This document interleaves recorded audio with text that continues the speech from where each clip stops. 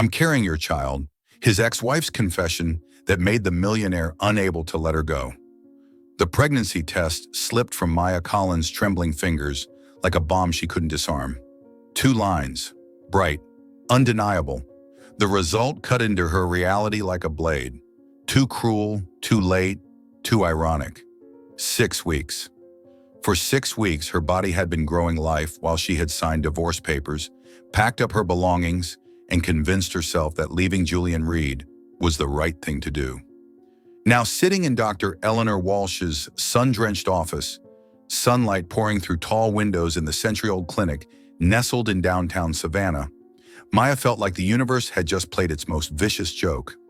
The timing, Dr. Walsh began gently, voice like soft wind, is impossible, Maya whispered bitterly.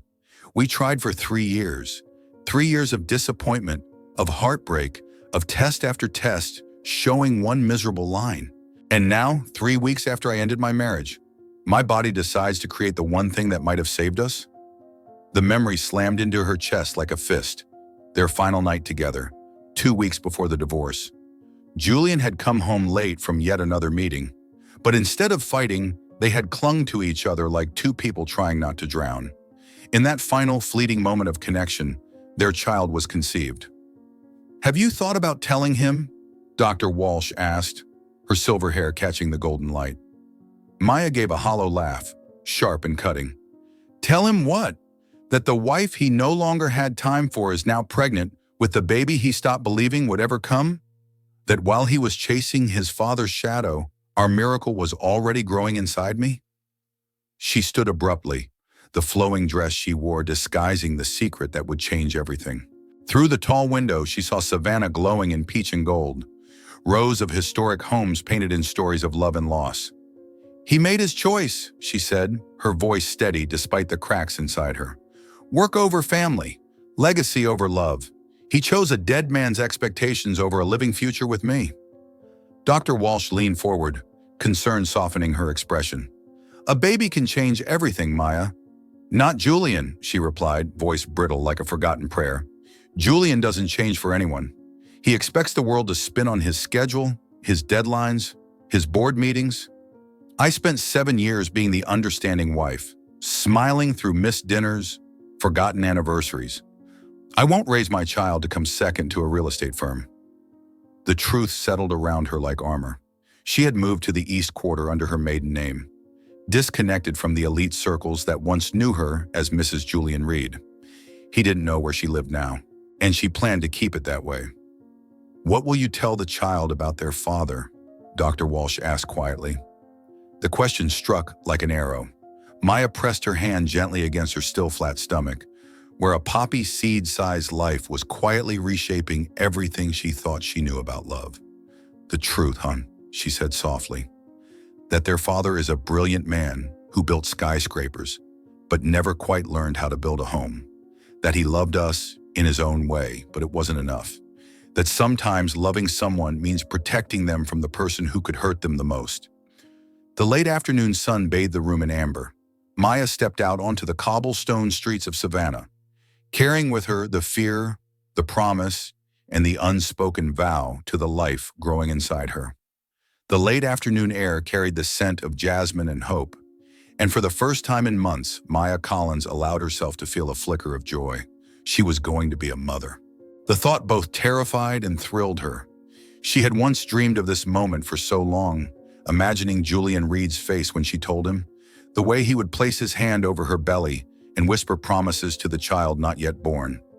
But those dreams had died the night he chose a business deal over their anniversary dinner. Still, the love that had once inspired those dreams was now growing inside her. Passing by a young couple pushing a stroller, their faces glowing with the kind of happiness she had once thought was her birthright, Maya felt something stir deep in her chest. The woman glanced up and smiled, a quiet look of solidarity between mothers. Maya returned the smile, her hand instinctively resting over the secret she carried. It's just you and me, she whispered to the life growing within her. And I promise you, my love, you will never have to wonder if you are wanted. You will never have to compete with ghosts or boardrooms for your parents' attention. You will be my whole world. She had rented a small cottage near the river, tucked into Savannah's quiet east quarter. The house smelled of jasmine and old wood, with Spanish moss swaying like silk curtains outside her windows. Only two people knew where she lived now: Naomi and Dr. Walsh. She'd gone back to her maiden name, Collins, deleted her social media, stopped attending fundraisers, gallery openings, or anything connected to the Reeds. She needed space. She needed to remember how to breathe. That morning, as sunlight filtered through the gauzy curtains, Maya felt, for the first time in months, that she wasn't suffocating. Her belly was still flat, but her chest had grown tender, and sleep came in shallow waves. Each bout of morning sickness no longer frightened her. It reassured her. The baby was still there. Every day she walked along the riverbank with a cup of ginger tea in hand, her canvas sneakers damp with dew. No one recognized her anymore. No one whispered, "Julian Reed's ex-wife." Just Maya, alone, but no longer lonely. Sometimes, she let herself imagine what would happen if Julian knew. Would he leave his meetings, his billion-dollar ventures, and come running? Or would he send a lawyer with a 3-page parenting agreement? She shook her head, banishing the thought. Right now, what mattered most was protecting the life inside her. No pressure, no negotiations, no boardroom agendas. Only love. Uncomplicated, unconditional love. That afternoon, she arrived at the small gallery where she'd recently taken a curatorial job. The space was modest but flooded with light, white walls and tall windows overlooking a cobbled street. No one here knew she had once been Mrs. Reed. They only knew her as Maya, the quiet woman with a sketchbook, a discerning eye, and a calm presence. Marla Devine, the gallery's owner, admired her for it. For the first time in ages, Maya was valued for her vision, not her last name. That evening, as the sky turned soft and gold, she received a message from Naomi. "Just checking in. You don't have to be strong all the time, okay? You're allowed to break." Maya didn't reply right away. She brewed herself some tea, sat by the kitchen window, and watched the sunset melt into the river.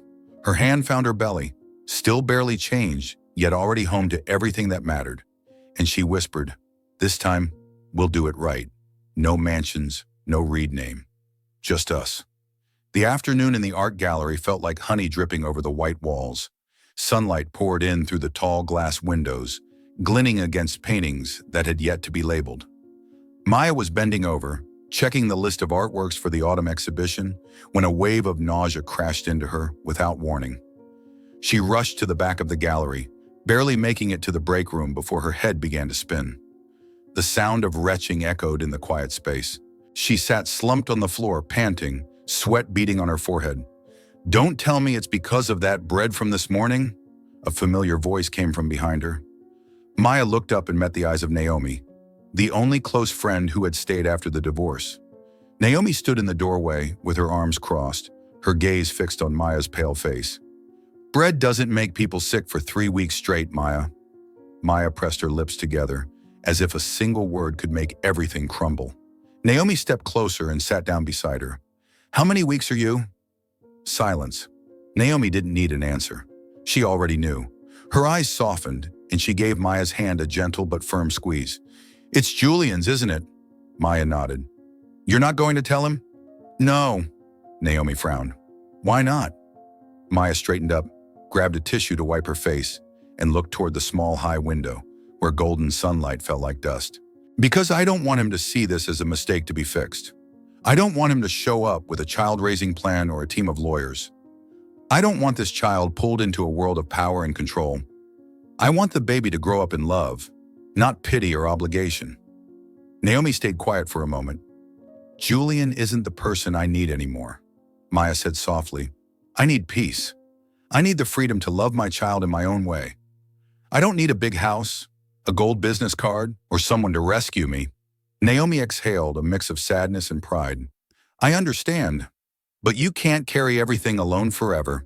You get to choose who steps into your life. As long as you remember you have that choice." Maya nodded slightly. "You're the only person I trust to tell this to.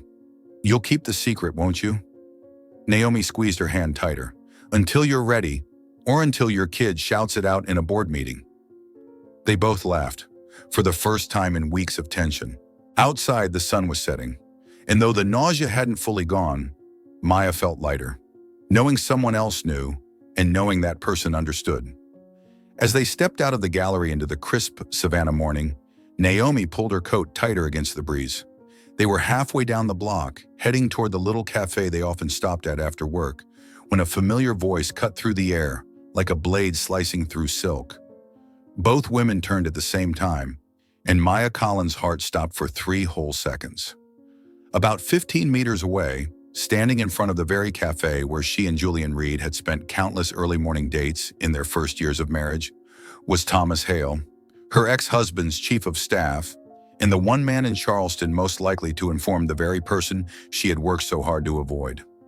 He was looking at her with instant recognition, which meant the anonymity she had painstakingly built had vanished like morning mist. And in his hand was the phone that could connect directly to Julian Reed. In about 30 seconds, Maya would no longer be hiding in plain sight. She would be exposed, visibly pregnant, and completely out of ways to run. 3 weeks passed with no sign of Thomas, or of Julian. Maya began to believe, perhaps foolishly, that Thomas had chosen not to betray her location. But then came the invitation she couldn't refuse, an industry gala at the Savannah Museum of Art, hosted by the gallery's largest donor. She had almost convinced herself the evening would be uneventful. Fate wore a black tuxedo in the face of Julian Reed when he stepped into the Savannah Museum of Art, completely unaware that his ex-wife stood frozen just 6 meters away, like a deer caught in headlights. The champagne flute slipped from Maya Collins' fingers, crystal shattering across the marble floor of the historic ballroom, ringing out like the sound of the new life she had painstakingly built, exploding into pieces. She had forgotten about this event, erased it from her mind along with everything that belonged to their old life. Now 4 months pregnant and skillfully hidden in a flowing navy gown, she watched the only man she had ever loved scan the room with those storm gray eyes that once stripped every defense she had bare. "Breathe," Naomi Blake whispered beside her, gripping Maya's elbow hard enough to leave a bruise. "Breathe. He doesn't know you're here yet." But even as Naomi said it, Julian's gaze found her in the crowd with pinpoint precision, as if he could locate the beat of her heart in a room full of strangers. The moment their eyes locked, the rest of the world vanished. The orchestra playing Vivaldi, the chatter about Charleston preservation, the 200 elegantly dressed guests, all dissolved, leaving only the space between them, at once infinite and non-existent.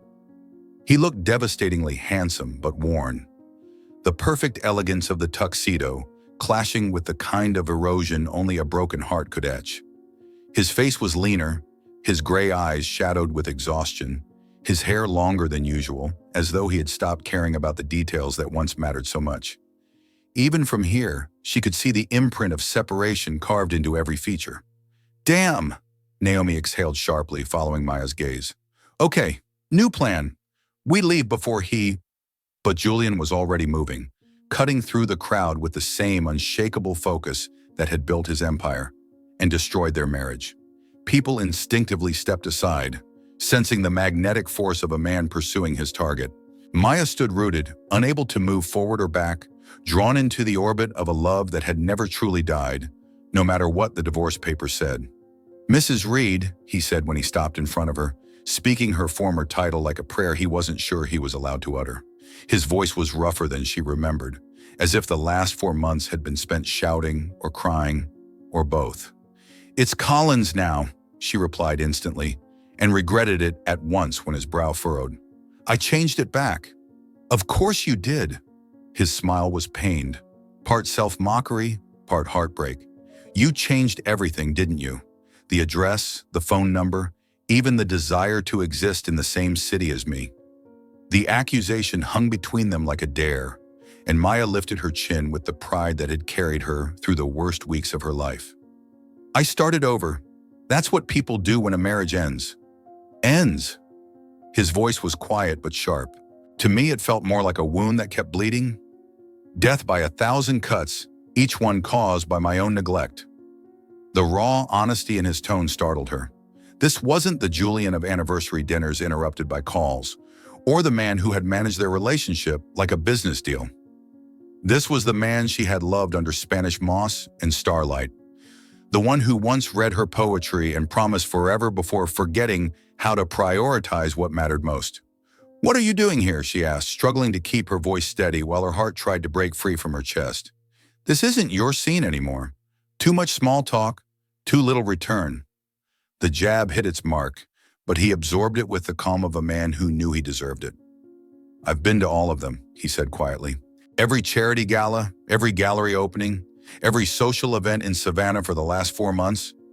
Hoping I'd see you, hoping you'd give me 5 minutes to say that I destroyed the best thing that ever happened to me." "Julian," she began, but he raised a hand, slightly trembling, and she realized this conversation was hurting him almost as much as it hurt her. "I know I have no right to ask anything of you anymore. I lost that the night I chose a deal over our anniversary dinner, but I need you to know that I would trade every dollar, every contract, every achievement in the last 20 years for one more chance to love you the way you deserve." The words hit her like a physical blow, striking the wound that had never fully healed.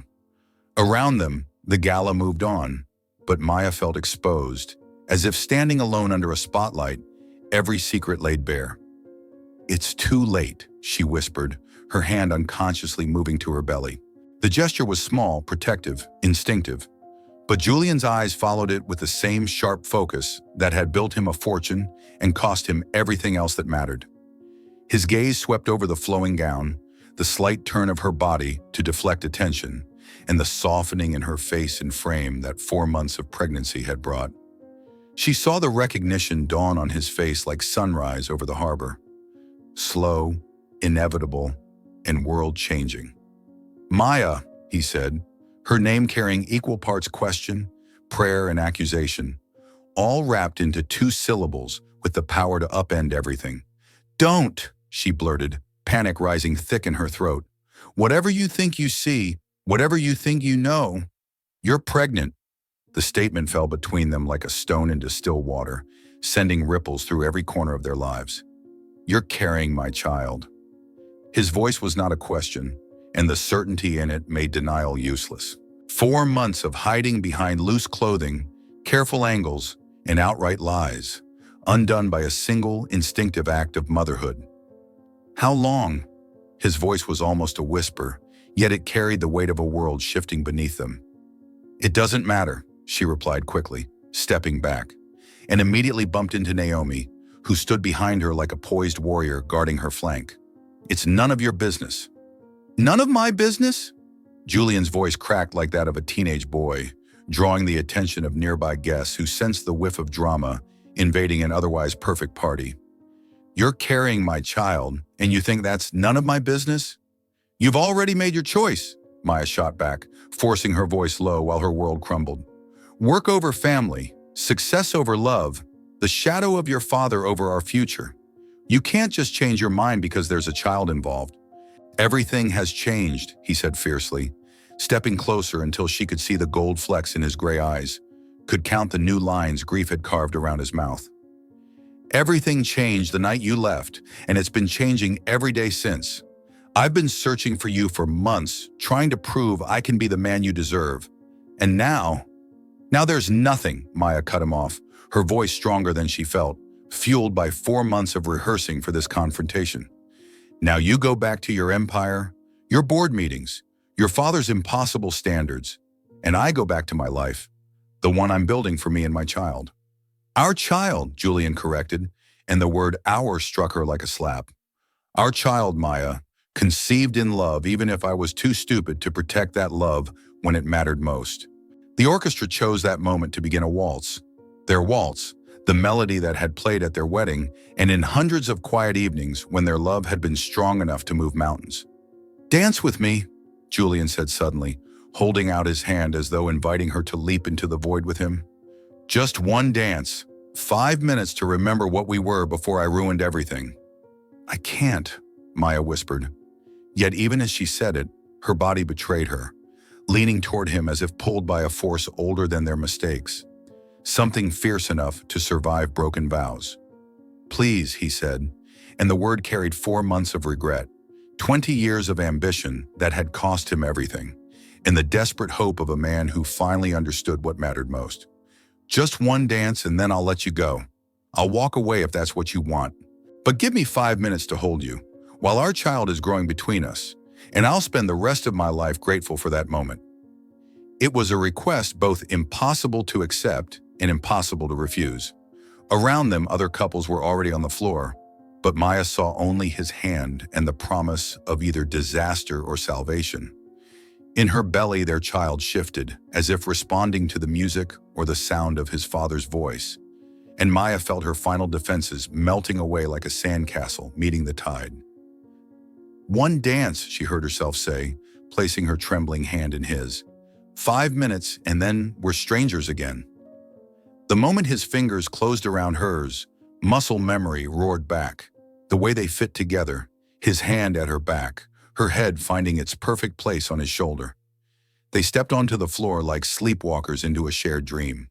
As the music wrapped around them, Maya felt 4 months of distance vanish in a single heartbeat. The ballroom was thinning out. Naomi Blake appeared at Maya's side, keys in hand, ready to get her out of a situation that had spun far beyond her control. "I need time," Maya said, stepping back, but not yet letting go of his hand. "I need time to think, to weigh, to know if I'm brave enough to risk it again." "Take all the time you need," Julian replied, lifting her hand and pressing a kiss to her knuckles like a vow. "I'll be here when you're ready. I'll be here, even if you never are." The morning after the gala, Maya expected her life to return to its usual rhythm. Gallery work, warm tea, writing nightly journal entries to the baby. But then, the flowers started coming. Day 1, a bouquet of pale pink peonies left on her doorstep. No card, no note. But she knew. Day 2, another bouquet, this time with a small slip of paper, inked in the familiar blue handwriting. "I'm not saying sorry, because sorry isn't enough, but I'm willing to learn how to love you right, if you'll let me." Day 3, white peonies, silent, still meaningful. Day 4, a small oil painting, one she had admired during a gallery trip in Charleston. She once said, "If I had a studio of my own, I'd hang it right over my desk." Julian had remembered. By the second week, she came home to find a tiny wooden box on her porch. Inside, a key. She thought it was a prank until Naomi called, her voice tinged with disbelief. "He bought the old studio space behind the church, renovated it top to bottom. Natural light, white walls, arched windows, just like you always wanted. No strings, no expectations." That afternoon, Maya stood at the studio's front door, key in hand, heart uncertain. She stepped inside. Light poured through the skylight, painting the smooth floors in soft gold. Fresh wood, fresh paint, a blank canvas of possibility. On the only table in the room sat a new sketchbook.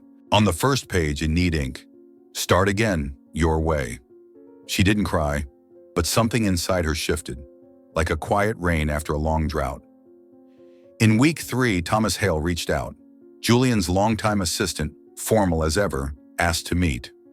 Maya agreed, partly out of curiosity, partly because she wanted to understand. They met in a quiet cafe. Thomas, professional as always, handed her a thin folder. No pressure, no contracts. Inside was a custody agreement prepared in case Maya never wanted Julian near, documentation of Julian's weekly therapy appointments, a formal resignation letter, stepping down as CEO by the end of the quarter, a brief handwritten note. "I know you don't trust promises anymore, so look at what I do." Maya closed the folder gently.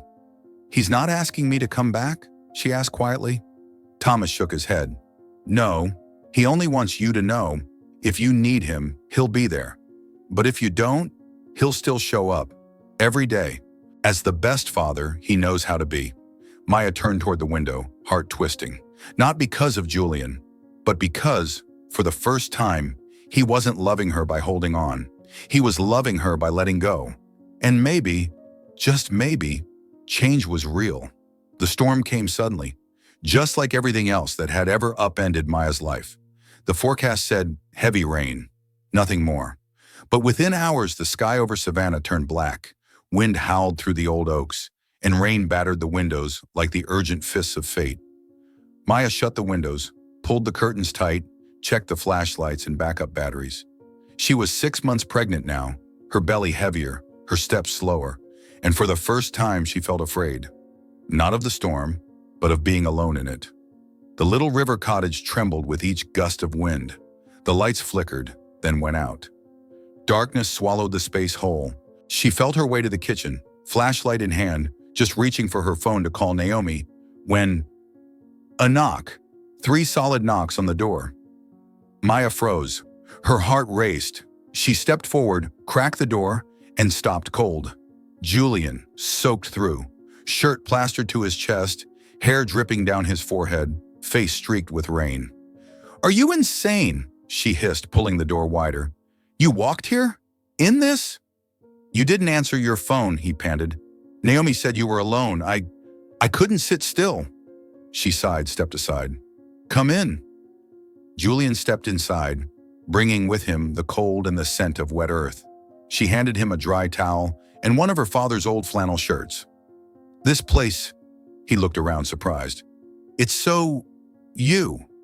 "Because it's mine," she replied curtly. A long silence. Then Maya sank into a chair, one hand resting on her belly. A tightening made her wince. "You okay?" Julian asked instantly at her side. "Braxton Hicks, probably. Doctor said it might start early at this stage." He knelt in front of her, hesitating, then gently placed a hand on her knee. "Maya, you can hate me, but I'm not leaving." She looked at him. The dim light from the flashlight lit half his face. Worn, exhausted, but real. "You don't have to be here." "I know," he said quietly, "but I want to be." She didn't answer.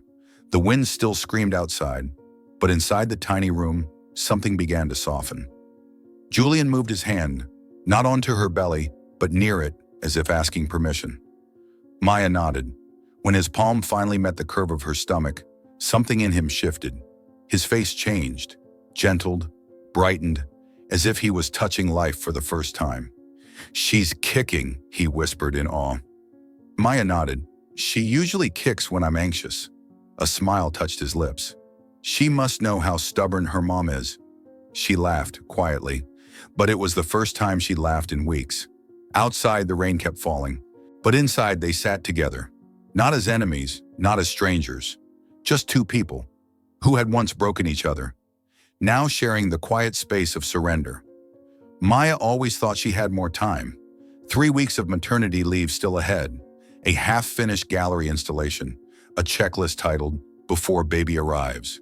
But life, as always, had its own timing, and sometimes the unexpected is exactly what you need.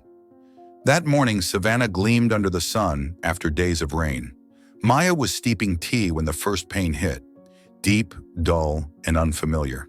She thought it was just Braxton Hicks, but when the second contraction came 10 minutes later, she knew. This was no false alarm. She called her doctor. Then she called Julian. He arrived in 10 minutes, tie undone, shirt rumpled.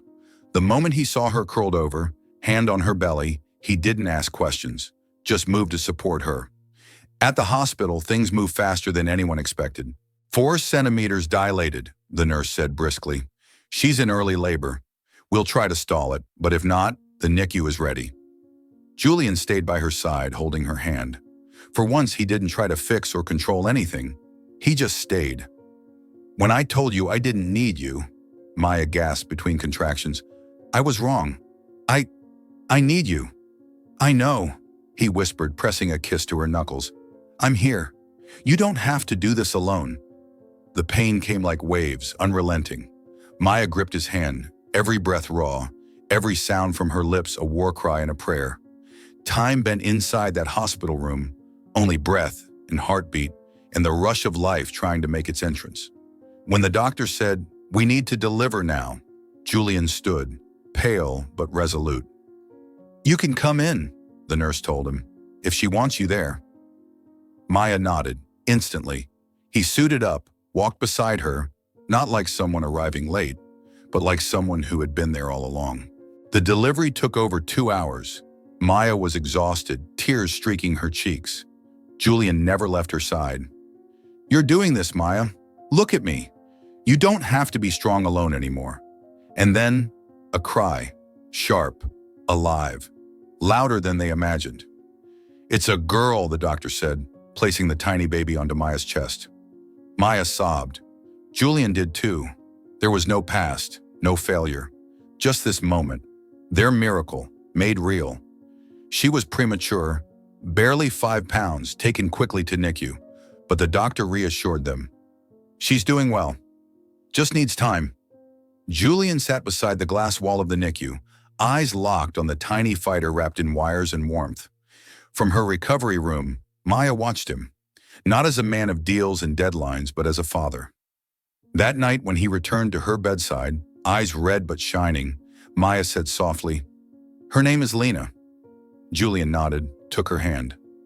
"It's beautiful, just like her mom."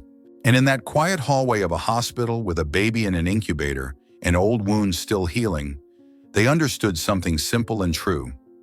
Family doesn't begin with perfection. It begins the moment someone chooses to stay. The months that followed were not easy. NICU visits, sleepless nights, and slow healing. But somewhere between the midnight feedings and the morning walks by the river, they learned how to exist in the same space again without breaking. And then, almost without realizing it, Lena's first birthday arrived on a breezy afternoon. No balloon arches, no castle cakes or viral Instagram posts. Just a small garden party under the maple tree, with people who loved each other truly. Naomi brought cake. Marla brought sparkling grape juice. Thomas showed up late, still chained to his packed schedule, but carried Lena for a full hour without letting go. Julian stood at the grill in an apron that read, "Lena's Grillmaster Dad." Maya's gift that morning. Maya sat on the bench, Lena asleep on her chest after laughing herself tired. She looked at the scene before her, not perfect, but warm, and thought, "Funny how what I once feared now makes me feel safest." Lena woke up at sunset, blinking, stretching, then reaching for Julian. He scooped her up, cradling her like she was the most precious thing in the world. After the party, the guests slowly left. The garden grew quiet. Julian cleaned the grill, Maya changed Lena, and stepped onto the porch. Julian followed, carrying 2 mugs of warm tea. They sat side by side, no rush, no noise. "Do you remember what I said?" he asked. "That if one day you wanted, I'd still choose you." Maya turned to him, eyes calm like still water. "I haven't forgotten." He took a breath. "So, today do you?" She didn't answer right away. She looked down at Lena sleeping in her arms, then back up at him. "Julian," she said softly, "I don't need a white dress, or a diamond ring, or vows written on paper." He froze, breath held. "I just need to wake up every morning and see you making coffee." One heartbeat. Then Julian laughed, quiet, joyful, eyes glistening. "Then I promise," he whispered, "I'll make coffee every morning, with or without electricity, whether you drink it or not, because you chose me, and I'll choose you. Every day." Maya leaned her head on his shoulder. Lena breathed softly in her arms. The sky faded to night, no fairy tale, no grand declarations. Just 2 people who had once failed, once broken, now choosing to move forward together. Always us.